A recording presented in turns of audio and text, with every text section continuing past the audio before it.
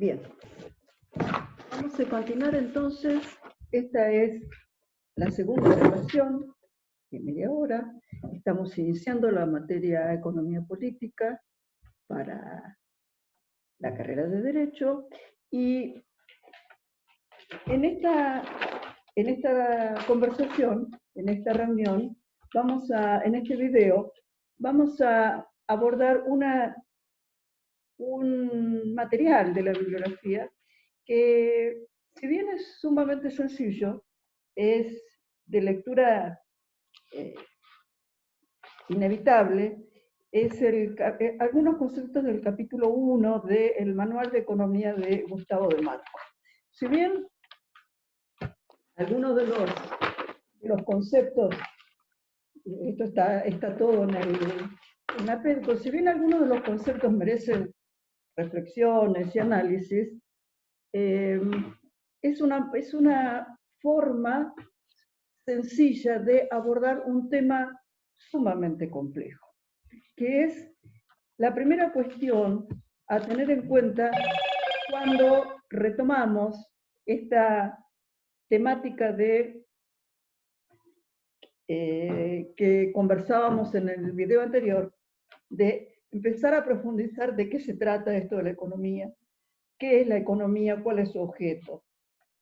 Bien, y respecto de esto, habíamos hablado de una gran controversia, de posiciones opuestas, posiciones encontradas, y de la diferencia entre economía política por un lado y economía por otro lado, o en términos de Guerrero, economía ortodoxa, economía heterodoxa.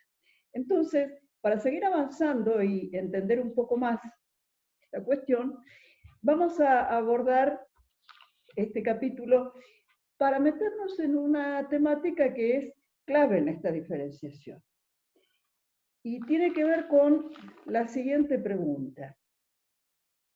¿La economía política estudia personas, comportamientos de individuos o estudia fenómenos sociales? Vamos a repetir.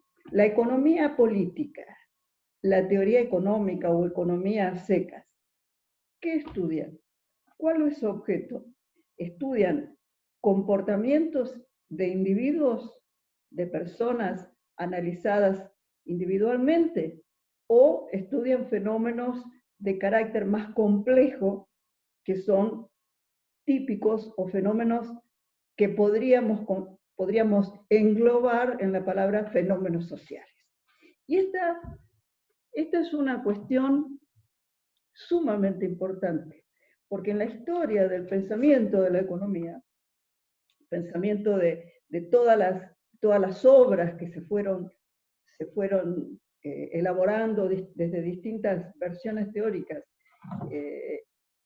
en lo que denominamos la economía, esta diferenciación fue central. Vamos a ir viendo, en la medida que vayamos complementándolo, algo de historia del pensamiento. Y vamos a tomar algunos trabajos de Axel Kicillof, doctor en Economía de la Universidad de Buenos Aires, quien ha escrito un interesante cuerpo de clases y de análisis sobre la historia del pensamiento, de manera que vamos a ir tomando en estos videos algunas etapas específicas para poder ir complementando esto. Pero en este video vamos a decir lo siguiente. Cuando la economía comienza a estructurarse como siempre, la economía como forma, cuerpo de pensamiento ordenado de ideas, podríamos decir siglo XVII, siglo XVIII, imagínense, hace varios siglos ya, comienza a perfilarse, comienza a estudiar claramente, se orienta a los fenómenos sociales.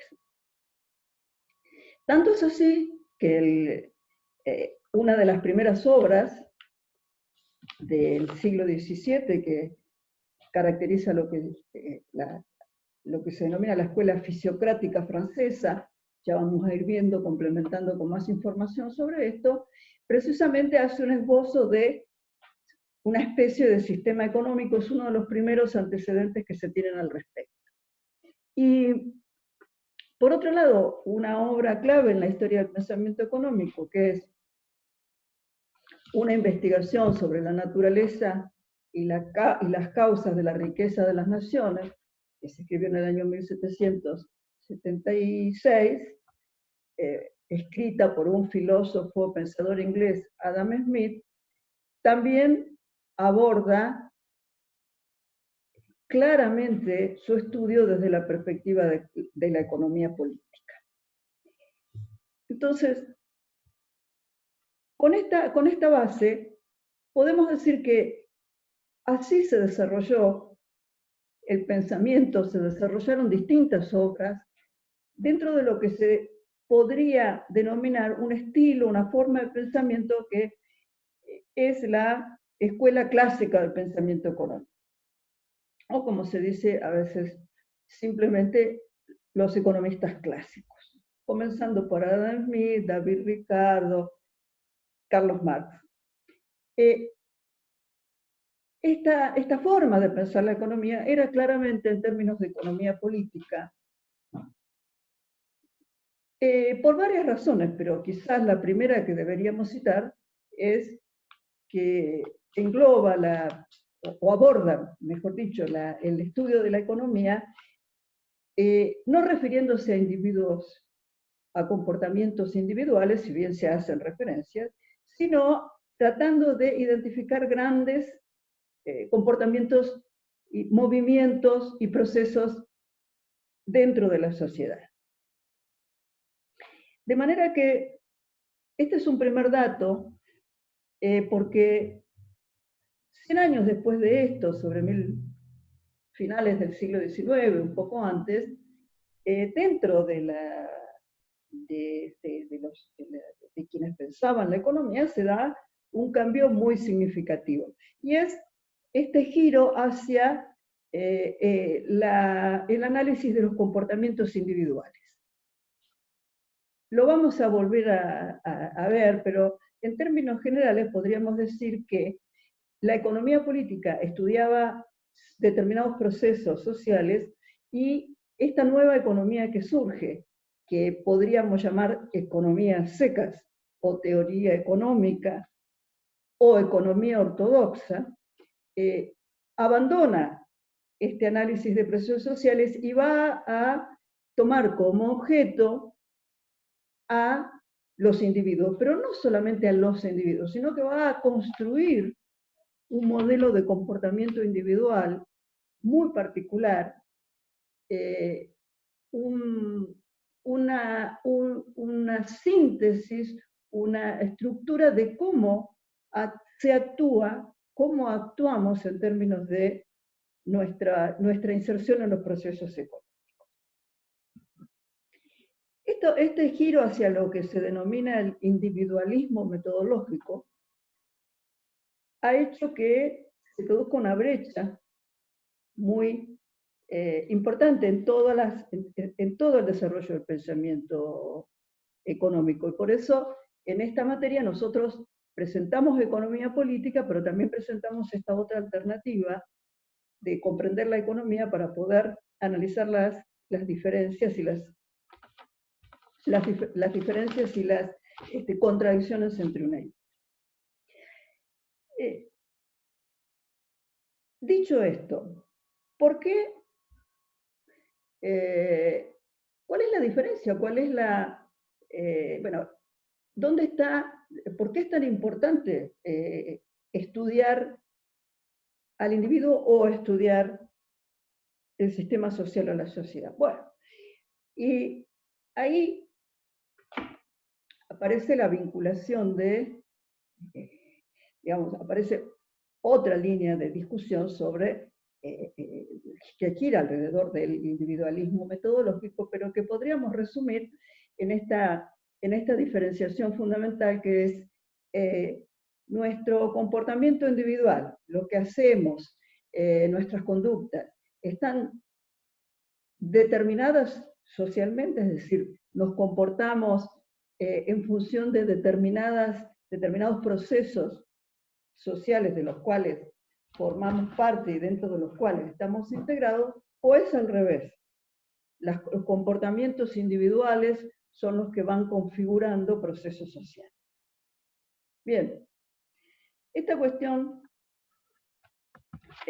más allá de ser planteada, quizás no en términos de una cosa o la otra, para decirlo de una manera muy resumida, el individuo determina la sociedad o la sociedad determina el individuo. Somos lo que la sociedad marca o construimos la sociedad.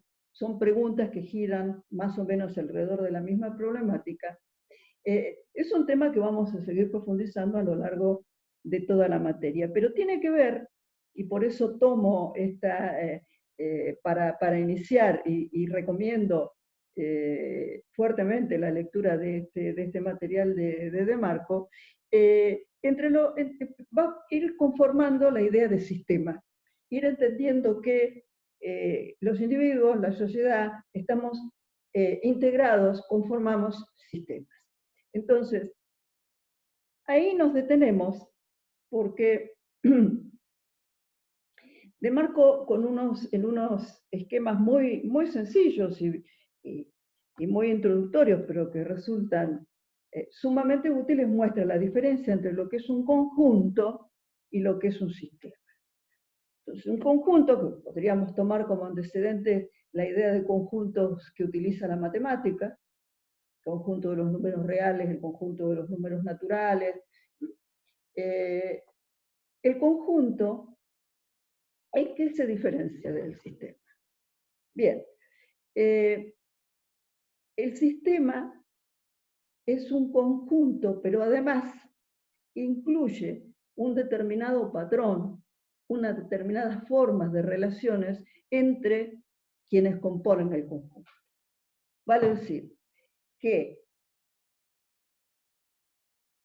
no podríamos entender el comportamiento de un sistema únicamente observando, analizando o estudiando el comportamiento de cada uno de sus componentes. ¿Por qué? Sería insuficiente. Estaríamos avanzando en un sentido de alguna manera equivocado. ¿Por qué? Porque para comprender el comportamiento de cada uno de los componentes del sistema, tenemos que entender que estos componentes están relacionados entre sí y además estas relaciones configuran una forma particular, tienen una manera particular, tienen un diseño particular que contribuye al comportamiento de cada uno de los componentes del sistema. Bien, podemos, de hecho acá hay dos ejemplos muy sencillos que solemos dar en clase y los cita de Marco acá. Por ejemplo, cuando decimos sistema digestivo, desde el punto de vista del estudio de la anatomía, no estamos refiriéndonos solamente al estómago, el esófago, los componentes del sistema digestivo, sino cómo funciona ese conjunto total de manera que cada uno de los componentes está integrado. Y lo que pasa en el estómago, lo que pasa en el hígado, lo que pasa en los distintos componentes, tiene que ver, en cada uno de los componentes, tiene que ver con el comportamiento del sistema. Nosotros mismos, biológicamente, somos un sistema donde sería incompleto fragmentarnos, si bien se puede hacer para estudiar, sería incompleto fragmentarnos en sistema nervioso, sistema digestivo, sistema muscular, esqueleto, sistema óseo. Otro ejemplo muy cercano, más cercano a lo que están ustedes, son los sistemas normativos. Ustedes van a estudiar sistemas, un conjunto de normas donde no van a ir aprendiendo cada ley, cada ordenanza, una constitución, la Constitución Nacional, la Constitución Provincial, no la van a ir estudiando de manera aislada, sino porque esto no es así. habla de un sistema normativo, ¿no? La Constitución Nacional, las leyes, los decretos presidenciales, distintos rangos de normas, y estas normas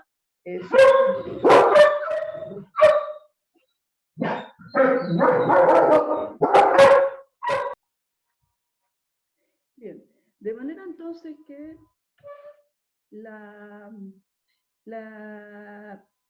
presentación de la economía política como una ciencia que aborda el estudio de una parte del sistema social es lo que caracteriza y lo que diferencia este abordaje científico del abordaje que denominamos ortodoxo o tradicional o de teoría económica, más vinculado a los comportamientos de los individuos. Y hay otra cuestión importante que cita el trabajo, y es la idea de el sistema social compuesto por diferentes dimensiones. La sociedad puede ser interpretada o vista como un sistema que puede ser observado desde distintas dimensiones. Entonces, hay una dimensión cultural, una dimensión social, una dimensión antropológica, una dimensión política. ¿Esto qué quiere decir? Que la sociedad es algo que se puede cortar en pedazos y fragmentar para ser estudiado. Definitivamente no, no es así. El proceso que corresponde, lo que se hace desde el punto de vista del conocimiento, es tratar de, al solo efecto del análisis, solamente para estudiar, tratar de tomar un subsistema, el sistema económico, como parte de un sistema mayor, que es el sistema social o la sociedad, y tratar de individualizar sus características, avanzar sobre su conocimiento. Ahora, este recurso analítico, que es un recurso para aprender, tal cual ustedes van a aprender el Código Civil, pero esto no significa que el Código Civil esté desvinculado, no esté interrelacionado con todo el resto, con las normas comerciales. Este recurso analítico no implica la pérdida de carácter complejo del estudio de la economía. ¿En qué sentido?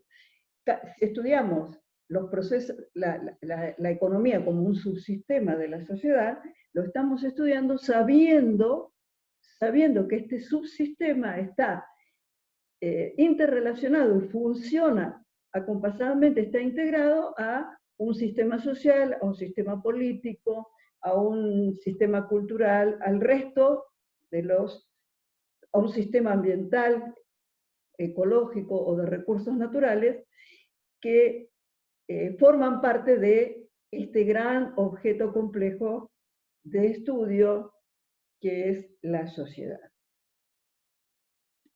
De ahí que solo a los fines analíticos se hace una especie de corte, una especie de, entre comillas, de corte, para poder definir o ir avanzando en cuanto a qué parte de la sociedad estudia, y está interesada en la economía política. Y ahí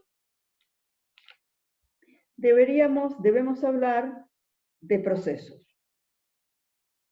En la sociedad se generan múltiples procesos. ¿Por qué hablamos de procesos? Porque el proceso es algo que tiene incorporado, es una categoría, un concepto que tiene incorporada la dimensión temporal. Un proceso es algo que transcurre en el tiempo. Entonces, los procesos que estudiamos desde la economía, que estudia la economía política, son procesos que para ser entendidos, para ser profundizados, deben estar vistos y analizados considerando, tomando en cuenta la dimensión temporal. Es decir, ¿qué pasa con el tiempo en estos procesos? Vuelvo a repetir, todo esto lo vamos a ir complementando y profundizando a medida que vayamos en los distintos videos. Entonces, acá aparece, podríamos decir, aparece el proceso madre, o el proceso más importante, o el proceso central, que aborda el estudio de la economía, por una parte, y la economía política por otra, que es el proceso de producción.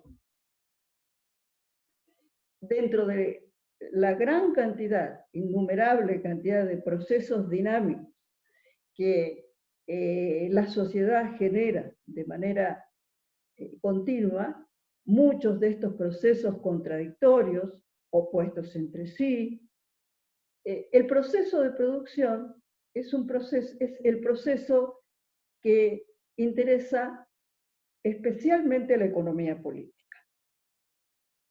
Esto no quiere decir que el proceso de producción no pueda ser estudiado desde otras disciplinas complementarias, otras disciplinas que no son la economía. Sin embargo, el análisis del proceso de producción como un proceso social es lo que preocupó en esencia y es lo que motivó el análisis y el surgimiento de la economía política en el siglo XVII y el siglo XVIII. Acá convendría hacer un comentario. Cuando nosotros pensamos en términos de nuestras percepciones sobre hechos económicos, se nos pueden presentar, o sobre la economía, se nos pueden presentar distintas figuras. Se nos puede presentar la figura de la inflación, la figura de los precios, la figura del comercio, una serie de indicadores que de hecho sí son actividades, hechos emergentes que tienen que ver claramente con lo que le interesa a la economía. Sin embargo, es en el proceso de producción donde aparecen las particularidades más ricas en el sentido científico que permiten avanzar en el conocimiento de nuestra sociedad desde un plano que vaya más allá del sentido común o de lo sensorial. ¿Y esto por qué? Bien, cabría acá entonces hacer un pequeño comentario. ¿Qué entendemos por producción? ¿Y qué es la producción? Bien, podríamos asociarlo a transformación. Si lo miramos desde una perspectiva eminentemente técnica, producir significa tomar una serie de elementos que podríamos agrupar en el concepto de insumos o input, y a través de un proceso de transformación, combinación dinámica de estos elementos, obtener un resultado distinto, que es un producto. Entonces podemos pensar, y de hecho está bueno que ustedes busquen ejemplos en la realidad, de todo lo que podría incluirse dentro de esta idea de proceso productivo. Por ejemplo, si nosotros tomamos algo que utilizamos muchísimo, que es nuestro teléfono celular, o esta misma computadora con la que nos estamos comunicando, son productos muy utilizados en esta etapa de la historia de la humanidad, podemos tener una idea de la cantidad de insumos, partes o componentes que llevan, la complejidad del proceso de transformación. Imagínense ustedes producir una computadora o producir un celular, y el resultado. Entonces, ahí interesa particularmente destacar dos elementos que no son particularmente los que más se destacan en las aproximaciones convencionales del abordaje de la economía, y que son el conocimiento y las relaciones sociales que se establecen en el proceso de producción. Imagínense ustedes que para producir una computadora, más allá de cómo nosotros la veamos como objeto material, o un celular como objeto material, imagínense ustedes la cantidad de conocimientos complejos que durante toda la historia de la humanidad se tuvieron que ir acumulando hasta poder lograr la producción de estos artículos informáticos. Imagínense ustedes, estamos hablando de microcircuitos electrónicos, estamos hablando de sensores, estamos hablando de una cámara que está incorporada, yo hablo en la computadora y grabamos. Es decir, piensen ustedes la cantidad de siglos de conocimiento que hay incorporados en este proceso de producción. Entonces, es muy importante darse cuenta que producir no es meramente un hecho técnico, sino que básicamente es el resultado de conocimiento acumulado a través de siglos de la humanidad. Sobre este tema vamos a volver. Y el otro tema, que es el tema esencial, yo diría, de la economía política, es la dimensión social del proceso productivo. ¿Quiénes participan en el proceso productivo? ¿Cómo se organizan los que participan en un proceso productivo? ¿Qué relaciones se establecen entre sí? Y ahí es donde aparece la necesidad de configurar y darnos cuenta y configurar nuestra idea, configurar una idea apropiada de proceso productivo, de proceso de producción, en la cual el proceso de producción es un proceso netamente de interacciones sociales, de interacción entre distintos grupos, subgrupos, individuos. Y además, no es un proceso pacífico, es un proceso lleno de relaciones particulares, relaciones de fuerza, relaciones de poder, relaciones legales, distintas jurídicas, distintos tipos de relaciones que vinculan a las personas unas con otras en el hecho de producir. Entonces, recopilando, la dimensión de conocimiento y la dimensión de proceso social de la producción son fundamentales para poder ver más allá de lo que habitualmente entendemos como producción simplemente en su faceta técnica. Decimos, bueno, si queremos producir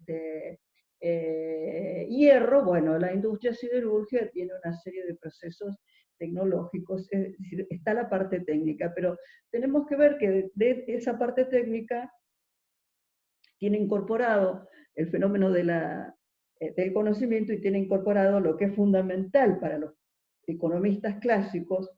¿Qué pasa con las relaciones entre las personas en ese proceso de trabajo social? Teniendo en cuenta además,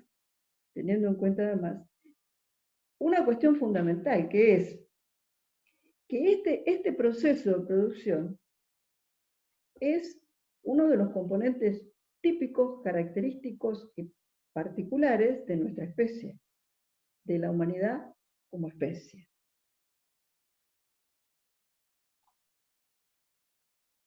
Y ahí pasamos a dos ideas que me gustaría dejar para el final de este video, que es la idea de trabajo, producción como trabajo, y a la vez la idea de trabajo como proceso definitorio particular de los seres humanos en tanto especie, no de los seres humanos, sino de la especie humana. Y en este sentido hay un comentario de Marx en su obra El Capital, donde lanza una idea explicando por qué las especies animales no trabajan. Trabajan, pero no trabajan en el sentido humano. Entonces él dice, observemos las abejas producen, trabajan y producen. Pero lo que el ser humano tiene de definitorio, de diferenciado respecto de las especies animales, es la capacidad de planificar y manejar el pasado, el presente y el futuro de su proceso productivo. Para explicarlo con una palabra sencilla, los seres humanos somos especies de... la especie humana funciona como un conglomerado de arquitectos, en el sentido de que no solamente construyen, sino que piensan y planifican. De manera que este concepto de producción como trabajo privativo o especial de la especie humana planificado es el objeto, lo que interesa básicamente al estudio de la economía política.